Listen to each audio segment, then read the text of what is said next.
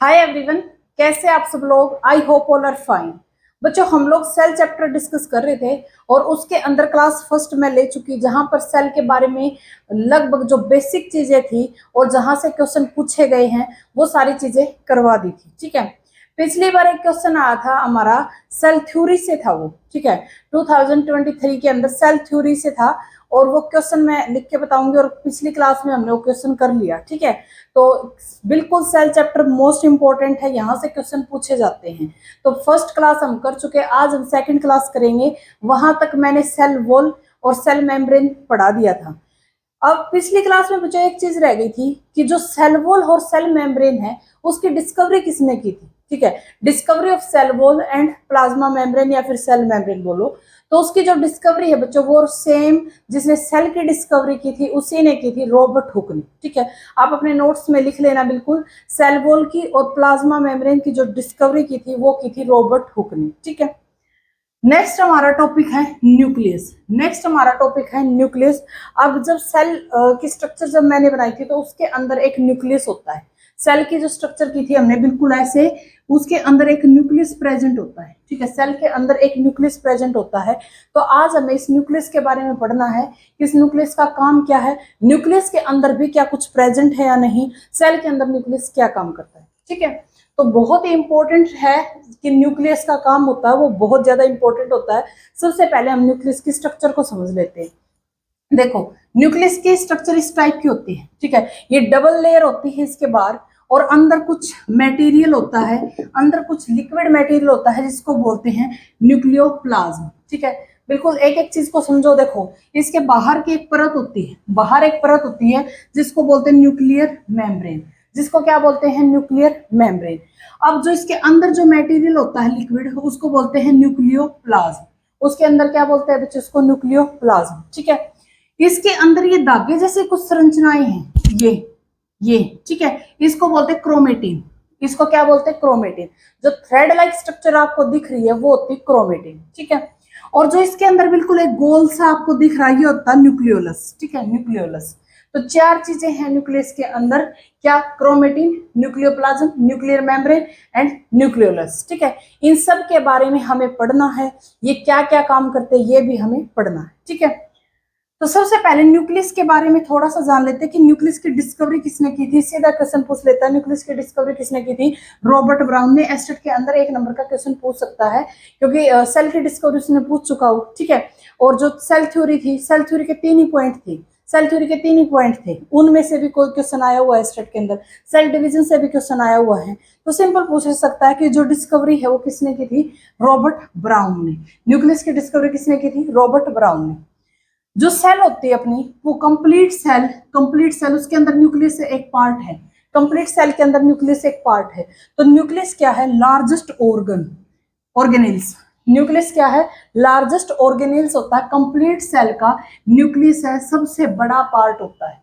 ठीक है, पूरी सेल में न्यूक्लियस होता है वो सबसे बड़ा पार्ट होता है सेल का, लार्जेस्ट ऑर्गेनेल्स। ठीक है, इसी को बहुत बार क्वेश्चन पूछा गया है, एसएससी के अंदर भी क्वेश्चन आया हुआ था कि ब्रेन ऑफ द सेल किसको कहते हैं। ठीक है, जो सेल है उसका ब्रेन किसको कहा जाता है, तो न्यूक्लियस को ब्रेन ऑफ द सेल भी कहते हैं। न्यूक्लियस को क्या कहते हैं, ब्रेन ऑफ द सेल भी कहते हैं। ठीक है, क्यों, जैसे हम लोग है, हमारी जो बॉडी है वो ब्रेन से चलती है, इसी तरीके जो सेल है वो किससे चलती है, उसको कौन चला रहा है, न्यूक्लियस। उसका ब्रेन कौन है, न्यूक्लियस। ठीक है, इंपॉर्टेंट है, ब्रेन ऑफ द सेल किसको कहते हैं, न्यूक्लियस को।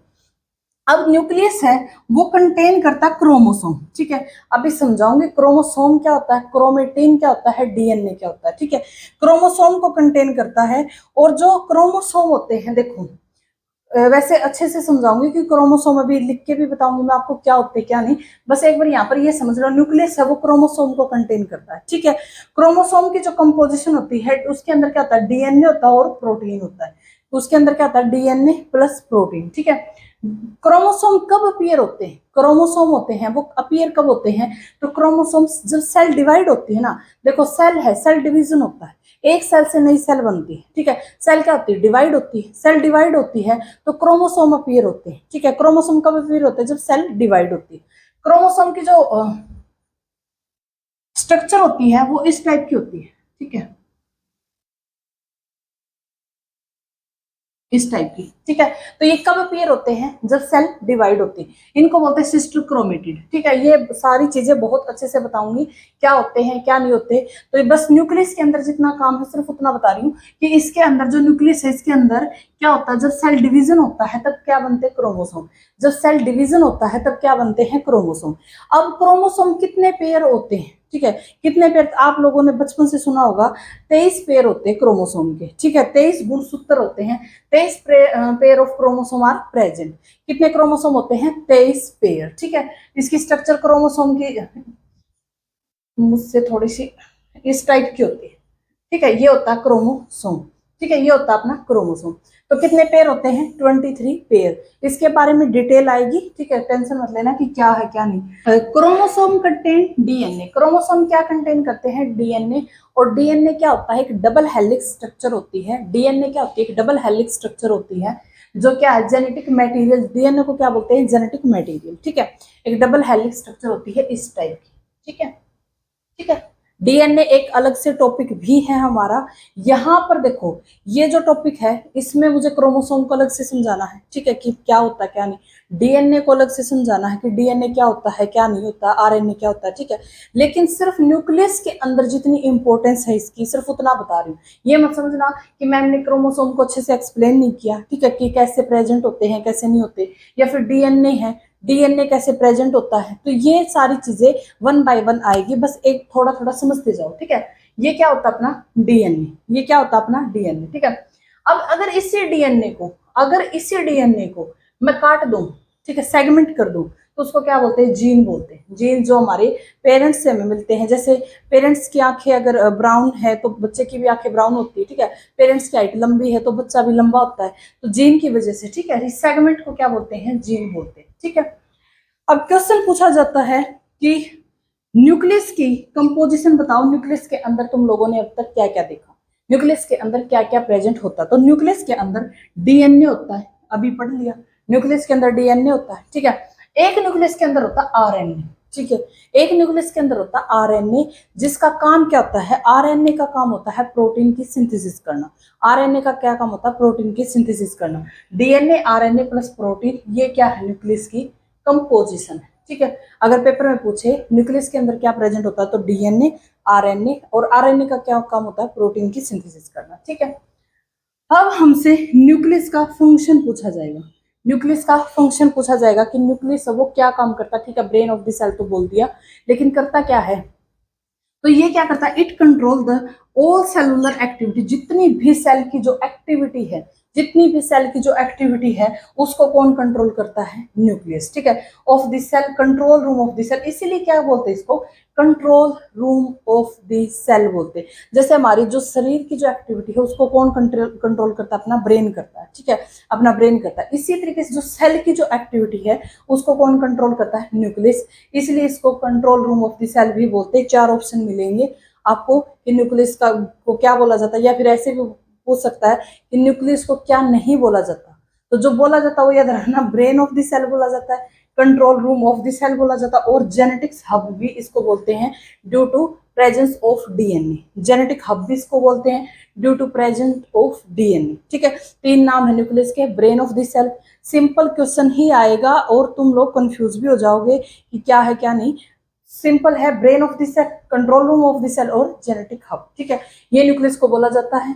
न्यूक्लियस की डिस्कवरी किसने की थी? रॉबर्ट ब्राउन ने की थी। लार्जेस्ट ऑर्गेनेल्स होता है, ठीक है, और क्या कंटेन करता है? क्रोमोसोम, ठीक है। अब न्यूक्लियर, एक क्वेश्चन ये आता इंपॉर्टेंट है कि कौन सी सेल ऐसी होती है जिसके अंदर न्यूक्लियर ही प्रेजेंट नहीं है, जिसके अंदर, सॉरी, न्यूक्लियर नहीं, न्यूक्लियस ही प्रेजेंट नहीं है। तो अपने जो आरबीसी होती है और प्लेटलेट्स होते हैं ना ह्यूमन के अंदर, प्लेट कम हो गई, डेंगू होते हैं तो प्लेट कम हो जाती है, ज्यादा हो जाती है, वो वाली प्लेट, ठीक है। तो ये आरबीसी एंड प्लेटलेट्स देखो, बिल्कुल जिसके पास बायो भी नहीं है वो भी करेगा तो भी इतना इजी तरीके से याद हो जाएगी चीजें, बस करते जाओ, ठीक है। न्यूक्लियस किसके अंदर एब्सेंट होता है? आरबीसी के अंदर और प्लेटलेट्स के अंदर। तो ये याद रखना, सेल में जिस न्यूक्लियस किस पार्ट के पास नहीं होता? आरबीसी और प्लेटलेट्स के पास, ठीक है। अब हमारा जो पहला पॉइंट है, जो न्यूक्लियस के अंदर एक न्यूक्लियोलस है, न्यूक्लियस के अंदर एक छोटा सा न्यूक्लियोलस है, उसके बारे में हमें पढ़ना है, न्यूक्लियोलस के बारे में, ठीक है। सबसे पहला जो पॉइंट है न्यूक्लियोलस, इसकी पहले तो इसकी यही पूछ लेता कि डिस्कवरी किसने की थी, ठीक है, वैगनर एंड वैलेंटाइन ने। न्यूक्लियोलस की डिस्कवरी है वो किसने की थी, वैगनर एंड वैलेंटाइन ने, ठीक है। पूछा हुआ क्वेश्चन है, बिल्कुल पूछ सकता है, साइंटिस्ट के नाम पूछता है बायोलॉजी में, ठीक है। केमिस्ट्री में तो इतने नहीं पूछता, बायोलॉजी में यहाँ पर पूछता है, ठीक है। तो वैगनर एंड वैलेंटाइन ने क्या की थी, न्यूक्लियोलस की खोज की थी, ठीक है। इसकी कंपोजिशन क्या है, देखो इसकी कंपोजिशन क्या है, न्यूक्लियस के अंदर एक छोटा सा पार्ट है न्यूक्लियोलस, न्यूक्लियस के अंदर एक छोटा सा पार्ट है न्यूक्लियोलस। इसके अंदर क्या होता है, आरएनए प्लस प्रोटीन होता है, डीएनए, पूरे न्यूक्लियस के अंदर डीएनए होता है, लेकिन न्यूक्लियोलस के पास आरएनए और प्रोटीन होता है। आरएनए का काम क्या है, प्रोटीन की सिंथेसिस करना, ठीक है। तो ये याद रखना, कंपोजिशन याद रखनी है, किसने डिस्कवरी की थी वो याद रखनी, ठीक है। सेकंड हमारे पास न्यूक्लियोप्लाज्म, सेकंड हमारे पास न्यूक्लियो, इसके बारे में ये दो लाइन बिल्कुल अच्छे से याद करनी, ठीक है। थर्ड न्यूक्लियोप्लाज्म, ये वाला द्रव लिक्विड जो इसके अंदर भरा हुआ है उसको बोलता है न्यूक्लियोप्लाज्म, ठीक है। इसके अंदर क्या होता है, न्यूक्लियो, देखो तुम लोगों को क्या क्या दिख रहा है वहां पे, लिक्विड के अंदर क्या दिख रहा है, थ्रेड लाइक स्ट्रक्चर दिख रही है, ये थ्रेड लाइक स्ट्रक्चर दिख रही है, ठीक है। इनको बोलते हैं क्रोमेटिन, थ्रेड लाइक स्ट्रक्चर को बोलते हैं क्रोमेटिन, इस टाइप की, ठीक है। अब एक चीज यहाँ पर मैं समझा देती हूँ अच्छे से कि न्यूक्लियस के अंदर देखो, एक न्यूक्लियस है, ठीक है, न्यूक्लियस के अंदर डीएनए प्रेजेंट, ठीक है, न्यूक्लियस के अंदर क्या प्रेजेंट है, डीएनए। डीएनए एक बहुत लंबा धागा होता है, डीएनए क्या होता है, एक बहुत लंबा धागा होता है, तो वो धागा अपने जो न्यूक्लियस है उसके अंदर फिट नहीं आ सकता, ठीक है। सिंपल लैंग्वेज में, बिल्कुल आम भाषा में बता रही हूँ कि वो धागा है, वो समझाने के लिए बता रही हूँ, ठीक है, कि वो धागा है वो न्यूक्लियस के अंदर फिट नहीं आ सकता, ठीक है। जैसे तुम लोग पतंग उड़ाते हो तो पतंग की जो डोरी होती है उसको बाद में क्या करते हो, एक उसके रोल रोल करते हो, कोई चीज लेके रखते हो तुम, ठीक है, तो वो उससे रोल रोल करते हो, तो जो धागा है उसको बोलते हैं डीएनए, जो धागा है उसको बोलते हैं डीएनए। और जिसके ऊपर तुमने वो धागा लपेटा हुआ है, जिसके अंदर तुम लोगों ने वो धागा लपेटा हुआ है उसको बोलते हैं क्रोमेटिन, ठीक है, उसको क्या बोलते हैं, क्रोमेटिन। तो डीएनए की कंडेंस फॉर्म होती है क्रोमेटिन, डीएनए की कंडेंस फॉर्म होती है क्रोमेटिन, ठीक है। और जो न्यूक्लियस है, अब न्यूक्लियस के अंदर इतना बड़ा डीएनए है, इतना बड़ा डीएनए है, पूरे लंबी जो डीएनए की वो है, तो वो न्यूक्लियस के अंदर नहीं आ सकती, तो उसकी क्या कंडेंस फॉर्म होती है न्यूक्लियस के अंदर, उसकी कंडेंस फॉर्म कौन सी होती है, क्रोमेटिन।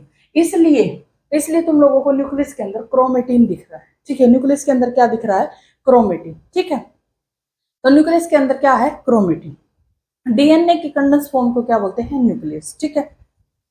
अब डीएनए किससे मिलकर बना होता है, न्यूक्लिक एसिड से, ठीक है। वैसे तो डीएनए के बारे में बहुत डिटेल चैप्टर है, वो भी हमें करना है, इंपॉर्टेंट बहुत है हमारा। तो डीएनए किससे मिलकर बना है, न्यूक्लिक एसिड से, ठीक है। अब नेक्स्ट हमारे पास ये पढ़ लिया हमने, ये पढ़ लिया हमने, ये पढ़ लिया, न्यूक्लियर मेम्ब्रेन। अब हमारे पास न्यूक्लियर मेम्ब्रेन, न्यूक्लियर मेम्ब्रेन से एक ही क्वेश्चन पूछा जाएगा। सबसे पहले तो देखो न्यूक्लियर मेम्ब्रेन है, बिल्कुल यहाँ से देखो पोर है, न्यूक्लियर मेम्ब्रेन है, यहाँ से पोर है। ये पोर किस लिए है, ताकि जो मटेरियल है वो बाहर और अंदर आ सके, ठीक है। मटेरियल है, मटेरियल कहाँ तक, nucleus to cytoplasm, nucleus to cytoplasm और साइटोप्लाज्म टू न्यूक्लियस, ठीक है। इसके मटेरियल के लिए है ये, ठीक है। तो ये पोर होते हैं इसके अंदर। दूसरा, ये किससे मिलकर बनी है, मोस्ट इंपॉर्टेंट क्वेश्चन है कि न्यूक्लियर मेम्ब्रेन है वो किससे मिलकर बनी होती है, तो वो फॉस्फोलिपिड से मिलकर बनी होती है। क्वेश्चन पूछा जा चुका है, फॉस्फोलिपिड से हमारी क्या है, न्यूक्लियर मेम्ब्रेन बनी होती है, ठीक है। ये डीएनए वाला नहीं समझ में आया तो भी कोई बात नहीं, अभी समझाऊंगी, ठीक है। इसमें सेल साइकिल में मैंने बहुत अच्छे से समझा भी रखा है, लेकिन इसको ये आएगा बार बार तो अच्छे से मैं इसको एक बार एक्सप्लेन जरूर करूंगी। देखो सिंपल एक चीज और समझो, डीएनए है अपना, जो पतंग होता है, सभी लोगों ने पतंग को उड़ाया हुआ है, पतंग की जो रस्सी होती है उसको बोलते हैं डीएनए, ठीक है। और वो रस्सी जिसके ऊपर लपेटी होती है वो क्या है, वो होती है हमारी क्रोमेटिन। अब इतनी बड़ी रस्सी होती है, उसको घर में कैसे रख दोगे, उसको लपेट के ही तो घर में रखोगे, तो उसको लपेट के कहाँ पे रखा हुआ है, न्यूक्लियस के अंदर। तो वो डीएनए की क्या है, कंडेंस फॉर्म है। जो डीएनए की कंडेंस फॉर्म को क्या बोलते हैं, क्रोमेटिन। डीएनए की कंडेंस फॉर्म को क्या बोलते हैं, क्रोमेटिन, ठीक है। नेक्स्ट हमारा क्रोमोसोम, ठीक है, नेक्स्ट हमारा क्रोमोसोम। क्रोमोसोम क्या होता है, देखो क्रोमोसोम क्या होता है, सबसे पहला क्वेश्चन पूछा जाएगा इसकी डिस्कवरी किसने की थी। क्रोमोसोम की जो डिस्कवरी की थी वो की थी फ्लेमिंग ने, ठीक है। क्रोमोसोम है उसकी डिस्कवरी किसने की थी, फ्लेमिंग ने, ठीक है। क्रोमोसोम हेल्प किस में करता है? सेल के डिवीजन में। क्रोमोसोम अपीयर ही तब होता है जब सेल डिवाइड होती है। ये क्वेश्चन है, बिल्कुल गांठ मार लो कि जो क्रोमोसोम है उससे पहले अपीयर ही नहीं होता, जब सेल डिवाइड होती है तब क्या बनता है? क्रोमोसोम। तब क्या बनता है? क्रोमोसोम। ठीक है, अब क्रोमोसोम है वो क्या है, कैसे है, कहां से आया? तो देखो ये अपना डीएनए है। ठीक है, ये अपना क्या है? डीएनए। डीएनए है, डीएनए को वही मैंने जो अभी बताया था, डीएनए की कंडेंस फॉर्म को क्या बोलते हैं? क्रोमेटिन। डीएनए की कंडेंस फॉर्म को क्या बोलते हैं? क्रोमेटिन। और जो अपने न्यूक्लियस के अंदर प्रेजेंट होता है वो होता है क्रोमेटिन। ठीक है, डीएनए का कौन सा रूप प्रेजेंट होता है? क्रोमेटिन। कंडेंस फॉर्म क्या होती है उसकी? क्रोमेटिन। क्रोमेटिन को, क्रोमेटिन से ही फिर से दोबारा क्या बना हमारा? क्रोमोसोम। ठीक है, इसी से आगे क्या बना अपना? क्रोमोसोम। ये होता अपना क्रोमोसोम, ये होता अपना क्रोमोसोम। ठीक है, जो कब अपीयर होता है? ओनली सेल जब डिवाइड करती है। ठीक है, इसके अंदर जो ये वाला पोर्शन होता है इसको बोलते हैं सेंट्रोमर। ठीक है, ये बीच वाला है इसको बोलते हैं सेंट्रोमर।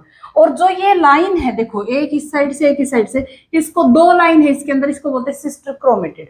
Sister chromatid. ठीक है, तो क्रोमोसोम के बारे में एक ही बात याद रखनी है कि ये जब अपीयर होता है जब सेल डिवाइड होती है। 23 पेयर्स ऑफ क्रोमोसोम प्रेजेंट होते हैं हमारे अंदर। ठीक है, तो यहाँ पर जो अब देखो क्वेश्चन ये भी पूछा जाता है कि क्रोमेटिन है वो कंडेंस कैसे हुआ, मतलब ऐसा क्या हुआ कि क्रोमेटिन कंडेंस होगा? कोई भी चीज अपने आप नहीं होती, कुछ भी चीज अपने आप नहीं होती।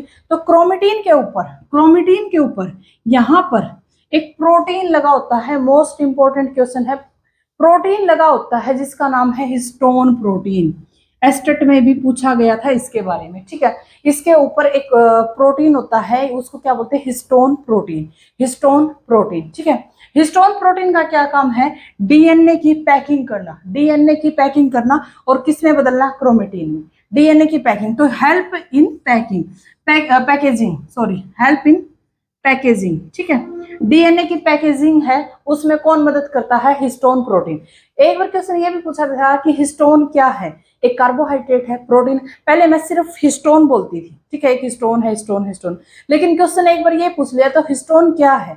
हिस्टोन प्रोटीन है, कार्बोहाइड्रेट्स है, फैट है, क्या है? तो बहुत सारे बच्चों ने गलत कर दिया था यहाँ पे। तो हिस्टोन एक प्रोटीन है, इसलिए मैं हिस्टोन प्रोटीन ही बोलने लगी ताकि तुम लोग गलत ना करके आओ पेपर में। ठीक है, तो हिस्टोन क्या है? एक प्रोटीन है। और क्या मदद करता है? Help in packing made by protein. ठीक है, ये बिल्कुल बेसिक बात है हिस्टोन के बारे में कि ये क्या है? पैकेजिंग में हेल्प करता है। इसके ऊपर लगा होता है डीएनए के ऊपर और कंडेंस करता है डीएनए को। और जो क्रोमेटिन है वो क्या? न्यूक्लियस के अंदर प्रेजेंट होता है। इसी के आगे क्या बनता है? क्रोमोसोम, जो कब अपीयर होता है? जब सेल डिवाइड होती है। इन दोनों को बोलते हैं सिस्टर क्रोमेटिड और इस बीच वाले पार्ट को बोलते हैं सेंट्रोमर। बस इतनी बात आपको याद रखनी। ठीक है, अब जो डीएनए होता है ना अपना, जो डीएनए होता है, देखो डीएनए क्या करता है? जो बहुत सारी इंफॉर्मेशन होती है, सेल की जो इंफॉर्मेशन होती है वो कहाँ पर स्टोर होती है?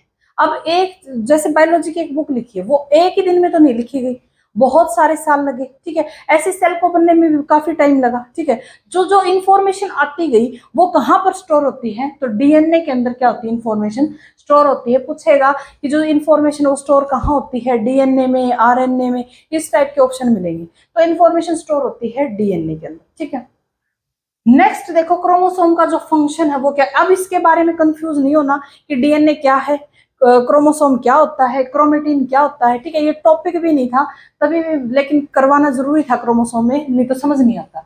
अब हमें फंक्शन पढ़ने हैं क्रोमोसोम के। ठीक है, it help in inheritance. Inheritance क्या होता है? विरासत। तुम लोगों ने हिंदी में सुना होगा, विरासत बोलते हैं इनहेरिटेंस को। ठीक है, ये हेल्प करता है इनहेरिटेंस में, क्योंकि इसके पास क्या है? इट कैरी है जेनेटिक मटेरियल। इसके पास क्या है? डीएनए है, जेनेटिक मटेरियल है। ठीक है, तो ये हेल्प करता है इनहेरिटेंस में। ठीक है, it help in sex determination. देखो सेक्स का जो डिटर्मिनेशन है वो किसके द्वारा किया जाता है? क्रोमोसोम के द्वारा। सेक्स का जो डिटर्मिनेशन है वो किसके द्वारा किया जाता है? क्रोमोसोम। ठीक है, इसमें 23 पेयर होते हैं जिसमें से 22 पेयर ऑटोसोम होते हैं और जो 1 पेयर होता है वो क्या डिटरमाइन करता है? सेक्स को, कि लड़का है, लड़की है। ठीक है, मदर का एक्स एक्स होता है, फादर में एक्स वाई होता है। जब ये जुड़कर एक्स वाई बनाते हैं तब क्या बनता है? लड़का। और जो एक्स एक्स होता है वो क्या होती है? लड़की। ये तो सबको कॉमन सी बात है, पेपर में आएगा भी नहीं, ये कभी पेपर में पूछेगा भी नहीं। ठीक है, तो ये सेक्स डिटरमाइन करता है कौन? क्रोमोसोम। स्मॉलेस्ट यूनिट होती है जो क्रोमोसोम की, उसको बोलते हैं जीन। स्मॉलेस्ट यूनिट होती है, स्मॉलेस्ट यूनिट होती है जो, हाँ क्रोमोसोम बोल लो, डीएनए बोल लो, तो उसकी क्या होती है, जीन। ठीक है, क्यों, जीन क्या होता है, सेगमेंट ऑफ डीएनए। जीन क्या होता है, सेगमेंट ऑफ डीएनए। ठीक है, अब जीन है, ये टर्म है, ये किसने डिस्कवर की थी, जोहानसन ने। किसने डिस्कवर की थी, जोहानसन ने। ठीक है, अब हमसे एक बार क्वेश्चन पूछा गया था, जीन की कंपोजिशन बताओ, और बहुत सारे बच्चों ने क्या किया, डीएनए प्लस प्रोटीन ही लगा दिया। ठीक है, डीएनए प्लस प्रोटीन ही लगा दिया। तो जीन की जो कंपोजिशन है, देखो जीन किससे मिलकर बना, डीएनए से। जीन किससे मिलकर बना, डीएनए के सेगमेंट से। तो कंपोजिशन में क्या होगा, डीएनए, और साथ में डीएनए के पास क्या है, एक हिस्टोन प्रोटीन है, तो साथ में क्या है, हिस्टोन। तो कंपोजिशन क्या है, डीएनए प्लस हिस्टोन। ठीक है, याद रखना बिल्कुल, डीएनए की जो जीन की कंपोजिशन है, डीएनए प्लस हिस्टोन। ठीक है, अब एक क्वेश्चन है, मोस्ट इंपोर्टेंट लगा सकते हैं यहाँ पे। ठीक है, ये पूछा गया था D+V में, only DNA is a genetic material, true, false, या फिर मतलब नन मान लो। ठीक है, कुछ भी मान लो, क्या ओनली डीएनए ही जेनेटिक मटेरियल है। ठीक है, तो तुम लोगों को यहाँ पर क्या निशान लगाना था, फॉल्स।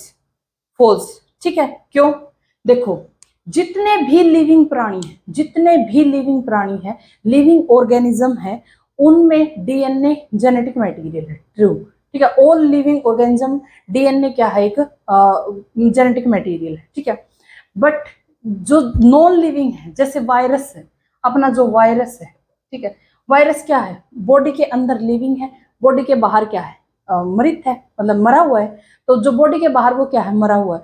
तो इसके अंदर जेनेटिक मटेरियल आरएनए भी हो सकता है, डीएनए भी हो सकता है। ठीक है, तो इस टाइप के आपको कंसेप्ट ध्यान रखने पड़ेंगे कि सभी लिविंग ऑर्गेनिज्म में डीएनए जेनेटिक मटेरियल होता है, बट जो नॉन लिविंग है उसके अंदर आरएनए भी जेनेटिक मटेरियल हो सकता है, डीएनए भी हो सकता है। तो ये बात आपको याद रखनी, यहाँ पर फॉल्स पर टिक करना था, फॉल्स पर टिक करना था, और बहुत सारे बच्चों ने ट्रू पर ही टिक किया, क्योंकि हम सुनते आ रहे हैं कि डीएनए है जेनेटिक मटेरियल है, डीएनए है जेनेटिक मटेरियल, लेकिन सिर्फ लिविंग में, ठीक है, ऑल लिविंग है जिसके अंदर डीएनए जेनेटिक मटेरियल, वहां पर सिर्फ आप ट्रू ही लगाओगे।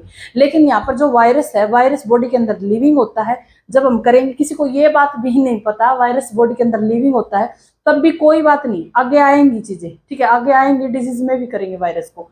तो वायरस क्या होता है, जब हम बॉडी के अंदर जाता है तो वो एकदम से लिविंग है, और बॉडी के बाहर होता है तो वो नॉन लिविंग है। ठीक है, तो उसके अंदर आरएनए और डीएनए दोनों हो सकते हैं जेनेटिक मटेरियल। नेक्स्ट करते हैं, नेक्स्ट हमारे पास टाइप्स ऑफ सेल।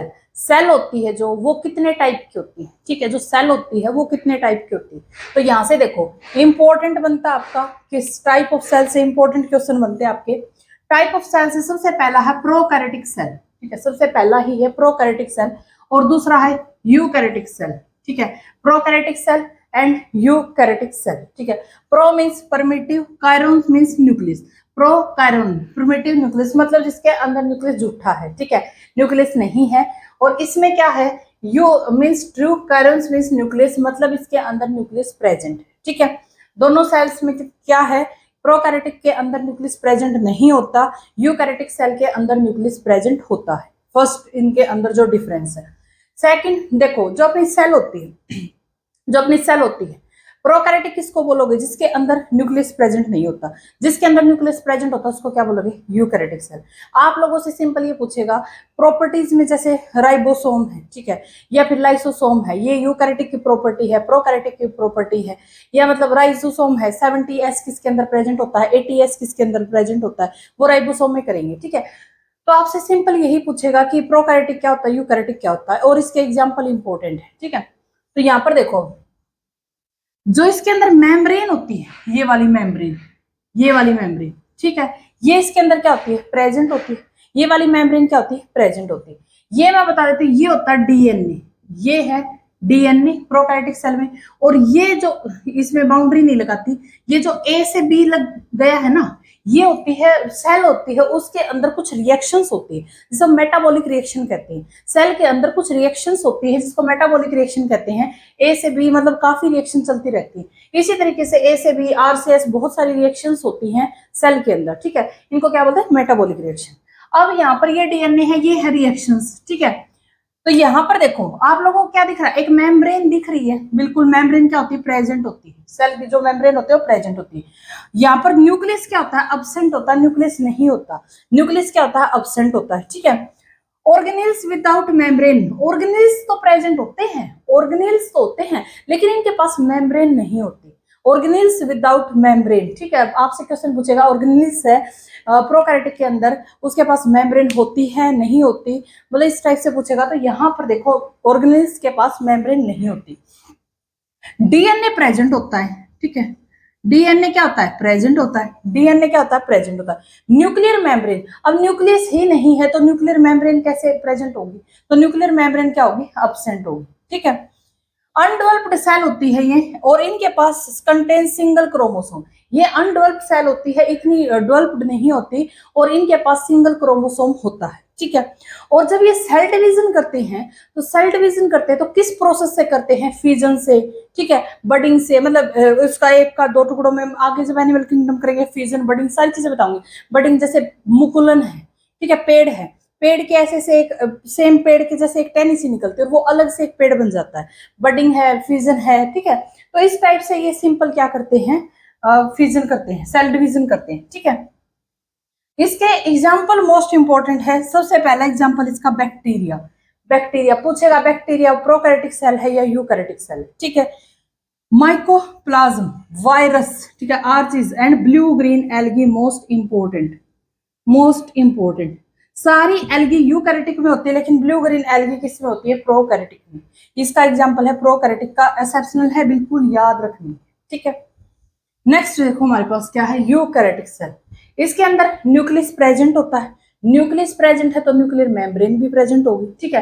तो मेम्ब्रेन, एक तो ये वाली मेम्ब्रेन है प्रेजेंट होती है, न्यूक्लियस प्रेजेंट है, न्यूक्लियर मेम्ब्रेन भी प्रेजेंट है, डीएनए भी प्रेजेंट है, डीएनए भी प्रेजेंट है। मेम्ब्रेन बाउंड ऑर्गेनेल्स, देखो मेम्ब्रेन बाउंड ऑर्गेनेल्स है वो मेम्ब्रेन बाउंड है, ठीक है, ऑर्गेनेल्स है वो क्या है, मेम्ब्रेन बाउंड है। हिस्टोन प्रोटीन क्या होता है, प्रेजेंट होता है, इसमें याद रखना, हिस्टोन प्रोटीन क्या होता है, प्रेजेंट होता है, ठीक है। यहाँ पर ये क्या है, डेवलप्ड सेल है, ये क्या है बच्चों, डेवलप्ड सेल है। मोर देन वन क्रोमोसोम, बहुत एक से ज्यादा क्रोमोसोम होते हैं, जैसे हम लोगों के पास 23 पेयर होते हैं, ठीक है। हम लोग सारे किस कैटेगरी में आते हैं, यूकैरियोटिक की कैटेगरी में आते हैं, ठीक है। तो एग्जाम्पल इंपॉर्टेंट है, फंगस है, प्रोटिस्टा है, प्लांट्स है, एनिमल्स है, प्रोटोजोआ है, अमीबा है, एल्गी है, देखो सारी एल्गी इसमें होती है, सिर्फ ब्लू ग्रीन एल्गी किसमें होती है, यूकैरियोटिक में, यूग्रीना है। ये सारे एग्जाम्पल आपको बिल्कुल अच्छे से याद करनी है, ठीक है। ये तो हो गई, ठीक है। इसके बाद एक चीज यहाँ से, हाँ, जो सेल डिवीजन होता है ना इसके अंदर, इसके अंदर जो सेल डिवीजन होता है वो मायोसिस एंड माइटोसिस, जो आगे करेंगे सेल साइकिल के अंदर। सेल डिवीजन, इसमें लाइन नहीं लिखी मैंने, रह गई वो। सेल डिवीजन किससे होता है, मायोसिस वगैरह से, माइटोसिस से, ठीक है। तो सेल डिवीजन यहाँ पर ऐसे होता है, उसमें फ्यूजन और बडिंग से होता है। इंपॉर्टेंट क्वेश्चन है। अब एक क्वेश्चन पूछा गया था, ठीक है, एक क्वेश्चन पूछा गया था, टेट एग्जाम का क्वेश्चन है, विदाउट सेल मेम्ब्रेन ऑर्गेनेल्स, बिना सेल मेम्ब्रेन ऑर्गेनेल्स किसके अंदर होते हैं, प्रोकैरियोटिक में, यूकैरियोटिक में, बोथ, ठीक है। तो अभी तक जितना पढ़ा हो उसमें तो तुम सीधा देख के प्रोकैरियोटिक लगाओगे, ठीक है, सीधा देख के क्या लगाओगे, प्रोकैरियोटिक, ठीक है। किसी ने ये नहीं ध्यान दिया होगा कि यहाँ पर एक ऑर्गेनेल्स ऐसा है जिसके पास बाउंड्री नहीं है, यूकैरियोटिक में एक ऐसी रिएक्शन भी लिखी है जिसके अंदर कोई भी बाउंड्री नहीं है, ठीक है। तो यहाँ पर निशान लगाओगे both, without cell membrane organelles दोनों के पास होते हैं। राइबोसोम एक ऐसा ऑर्गेनल्स है जो विदाउट मेम्ब्रेन होता है, ठीक है, राइबोसोम है वो एक ऐसा ऑर्गेनल्स है जो विदाउट सेल मेम्ब्रेन होता है। ये स्टार लगाकर लिख लो कॉपी में, स्टार, मैं जो नोट्स प्रोवाइड करूंगी उसके अंदर तो हर चीज लिखी होगी, उसके अंदर तो हर चीज, हर क्वेश्चन लिखा होगा, ठीक है। तो यहाँ पर क्या है, एक राइबोसोम एक ऐसा है जिसके अंदर क्या है, विदाउट सेल मेम्ब्रेन ऑर्गेनल्स, ठीक है। तो स्टार लगाकर लिख लो।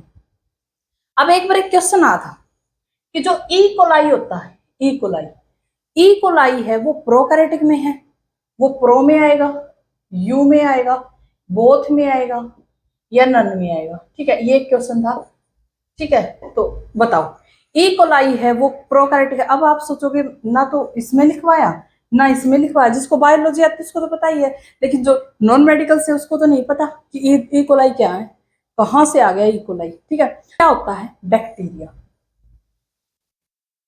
ये क्या होता है, बैक्टीरिया। ई कोलाई क्या होता है, बैक्टीरिया। और अपना जो बैक्टीरिया है वो किस में आता है, प्रोकैरियोटिक में, ठीक है। अब ये मत समझना कि मैम हमें कैसे पता चलेगा ई कोलाई एक बैक्टीरिया, क्योंकि जैसे जैसे बायोलॉजी करते जाओगे एक एक चीज को मैं लिखवाती जाऊंगी। जैसे ईस्ट है, ईस्ट फंगस होता है, ठीक है, ईस्ट है वो क्या है, फंगस है। ऐसे ई कोलाई क्या है, बैक्टीरिया है। तो ये सारी चीजें मतलब मैं लिखवाती जाऊंगी, ठीक है, क्योंकि एग्जाम में यही पूछता है।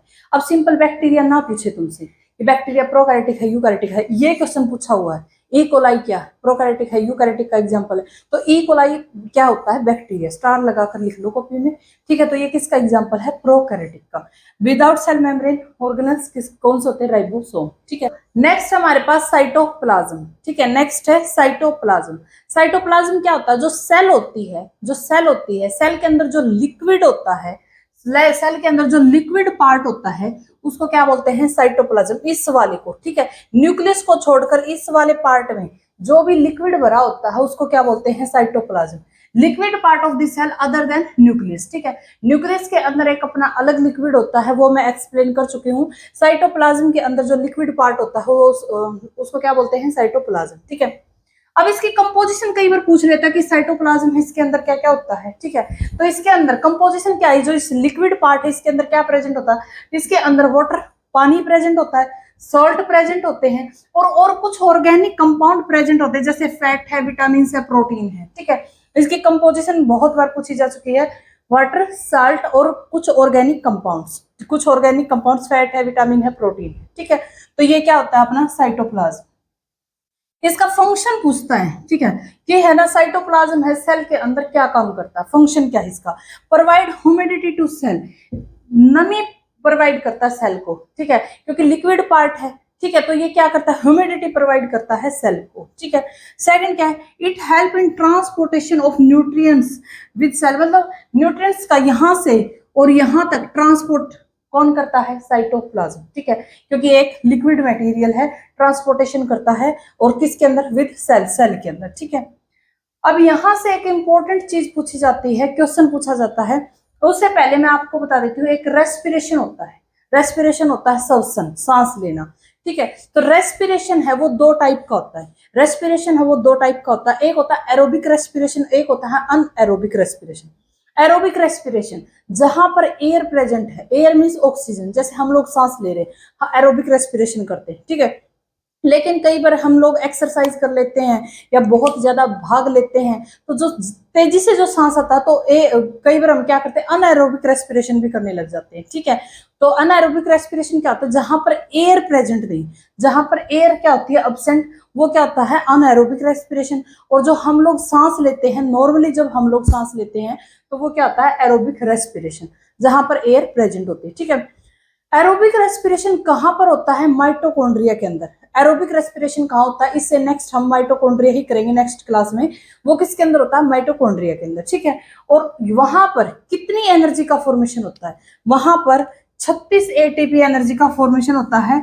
एटीपी है करेंसी ऑफ एनर्जी है, बायोलॉजिकल एनर्जी भी बोलते हैं इसको, और वो कितनी होती है, 36, कितनी होती है, 36। तो एरोबिक रेस्पिरेशन जहां पर एयर प्रेजेंट है, माइटोकॉन्ड्रिया के अंदर होता है, 36 एटीपी एनर्जी की फॉर्मेशन होती है, ठीक है। अब है anaerobic respiration. Anaerobic air respiration जहां पर एयर क्या होती है, अब्सेंट होती है, एयर नहीं होती, ठीक है। अब ये चीज मैंने क्यों बताई है, क्योंकि जो साइटोप्लाज्म होता है ना, साइटोप्लाज्म, ये जो साइट ऑफ अनएरोबिक रेस्पिरेशन है, यहाँ पर क्या होता है, अनएरोबिक रेस्पिरेशन होता है, air present. Aerobic respiration mitochondria के अंदर होता है, अनएरोबिक रेस्पिरेशन कहाँ होता है, साइटोप्लाज्म में, याद रख लेना, स्टार लगा लेना, ठीक है। अनएरोबिक रेस्पिरेशन कहाँ होता है, साइटोप्लाज्म के अंदर। यहां पर इंपॉर्टेंट क्वेश्चन ये बनता है, कितनी एनर्जी की फॉर्मेशन होती है जब भी अनएरोबिक रेस्पिरेशन होता है, कितनी एनर्जी की फॉर्मेशन होती है, तो कितनी होती है, 2 एटीपी। 2 एटीपी ऑप्शन मिलेगा, अनएरोबिक रेस्पिरेशन में energy formation 36 ATP, 2 ATP, 15 ATP या कुछ और मतलब ऑप्शन। तो यहाँ पर क्या होगा, 2 एटीपी की एनर्जी की क्या होती है, फॉर्मेशन होती है, ठीक है। तो साइटोप्लाज्म के बारे में, लिक्विड पार्ट है, जेली लाइक स्ट्रक्चर होती है, जेली टाइप होता है, ठीक है। लिक्विड है, कंपोजिशन पूछ लेता है, वाटर होता है, इसके अंदर साल्ट होता है, कुछ ऑर्गेनिक कंपाउंड होते हैं, फैट है, प्रोटीन है, विटामिन है, ठीक है। फंक्शन क्या है, जो सेल है उसको नमी प्रदान करता है, ह्यूमिडिटी प्रोवाइड करता है और ट्रांसपोर्ट करता है न्यूट्रिएंट्स का एक जगह से दूसरी जगह सेल के अंदर ही, क्योंकि लिक्विड मटेरियल है, यहाँ से यहाँ, यहाँ से यहाँ कौन करता है, साइटोप्लाज्म। रेस्पिरेशन कितने टाइप का होता है, दो टाइप का होता है, अनएरोबिक रेस्पिरेशन, एरोबिक। एरोबिक जिसमें एयर प्रेजेंट हो, जो माइटोकॉन्ड्रिया के अंदर होता है, ठीक है, हमारी सेल के अंदर माइटोकॉन्ड्रिया के अंदर होता है एरोबिक रेस्पिरेशन, जहां पर 36 एटीपी एनर्जी की क्या होती है, फॉर्मेशन होती है। अनएरोबिक रेस्पिरेशन क्या होता है, जहां पर एयर क्या होती है, अब्सेंट होती है। साइटोप्लाज्म क्या करता है, अनएरोबिक रेस्पिरेशन करता है, जहां पर 2 एटीपी एनर्जी की फॉर्मेशन होती है। इतना साइटोप्लाज्म के बारे में पता होना चाहिए, ठीक है। नेक्स्ट हमारे पास प्रोटोप्लाज्म, नेक्स्ट हमारे पास प्रोटोप्लाज्म, ठीक है। अब ये हमारी सेल है, सेल के अंदर ये न्यूक्लियस है, ये सेल है, ये सेल के अंदर न्यूक्लियस है। इस कंप्लीट को साइटोप्लाज्म प्लस न्यूक्लियस को क्या बोलते हैं, प्रोटोप्लाज्म, ठीक है। Mixture of cytoplasm and nucleoplasm. Nucleoplasm मतलब न्यूक्लियस के अंदर जो प्लाज्म है प्लस साइटोप्लाज्म, कंप्लीट सेल को क्या बोलते हैं, प्रोटोप्लाज्म, ठीक है। पर इसके अंदर एक चीज याद रखनी है, जो ये सेल की जो मेम्ब्रेन होती है ना, ये सेल मेम्ब्रेन, ये वाली, ये पार्ट नहीं है प्रोटोप्लाज्म का, ये पार्ट नहीं है। बाकी साइटोप्लाज्म अंदर का लिक्विड और ये न्यूक्लियस के अंदर जो न्यूक्लियोप्लाज्म है, ये सारा अंदर वाला मटेरियल क्या होता है, प्रोटोप्लाज्म। पर ये सेल मेम्ब्रेन है, it is a not a part of protoplasm, ये बात बिल्कुल याद रखनी है, ठीक है। स्टार लगा लो, आया हुआ क्वेश्चन है इसलिए बता रही हूँ। इट इज ए मिक्सर है साइटोप्लाज्म का और न्यूक्लियोप्लाज्म का। अब मैं आप लोगों से पूछूं, ये प्रॉपर्टी यूकैरियोटिक की होगी या प्रोकैरियोटिक की। अब मैंने प्रोकैरियोटिक और यूकैरियोटिक तुम लोगों को बता चुकी मैं, ठीक है। जिसके अंदर न्यूक्लियस प्रेजेंट होता है वो यूकैरियोटिक होता है, जिसके अंदर न्यूक्लियस नहीं होता वो प्रोकैरियोटिक। अब हम सभी में पूछे, मैं सभी में पूछूंगी, माइटोकॉन्ड्रिया प्रोकैरियोटिक होगा, यूकैरियोटिक होगा, राइबोसोम है प्रोकैरियोटिक है, यूकैरियोटिक है, सब में तुम्हें पता होना चाहिए। तो ये प्रॉपर्टी है यूकैरियोटिक की, क्योंकि इसके अंदर क्या होता है, न्यूक्लियस प्रेजेंट होता है, ठीक है। प्रॉपर्टी है यूकैरियोटिक। इसकी डिस्कवरी किसने की थी, डिस्कवरी किसने की थी, डुजार्डिन ने, ठीक है। डुजार्डिन ने इसकी क्या की थी, डिस्कवरी। बट प्रोटोप्लाज्म जो नेम दिया था पुरकंजे ने दिया था। ऑप्शन में तुम लोगों को एक मिलेगा, निशान लगा देना, पुरकंजे, ये काफी टाइम आया हुआ है, पुरकंजे मिला है ऑप्शन में काफी टाइम। इसने नेमिंग की थी, डिस्कवरी की थी डुजार्डिन ने, ठीक है, ये याद रखना।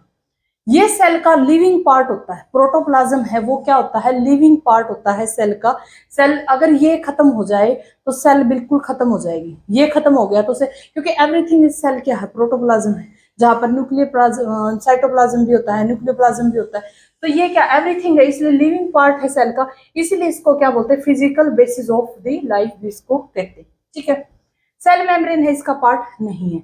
तो प्रोटोप्लाज्म के बारे में दो चार ही बातें हैं, मिक्सर है दोनों का, प्रॉपर्टी है यूकैरियोटिक की, डिस्कवरी किसने की थी, डुजार्डिन ने, नाम किसने दिया था, पुरकंजे। पुरकंजे काफी टाइम आ चुका है, याद रख लेना, ठीक है। लिविंग पार्ट है, फिजिकल बेसिस ऑफ लाइफ है, सेल मेम्ब्रेन इसका पार्ट नहीं है। तो यहां तक सेल चैप्टर। अभी एक वीडियो और आएगी, ठीक है, एक क्लास और आएगी, उसमें आपका सेल कंप्लीट हो जाएगा, फिर हमारा सेल साइकिल बच जाएगा, ठीक है, सेल हमारा कंप्लीट हो जाएगा बिल्कुल। और यहाँ से बहुत सारे क्वेश्चन एग्जाम में आए हुए हैं, DT+B में भी आए हुए हैं, एस्टेट में भी आए हुए हैं। तो अच्छे से सेल को करना, बिल्कुल अच्छे से, और कंटेंट जितना अच्छा होगा तो क्वेश्चन प्रैक्टिस उतनी ही अच्छी होगी आपकी, ठीक है। Thank you so much.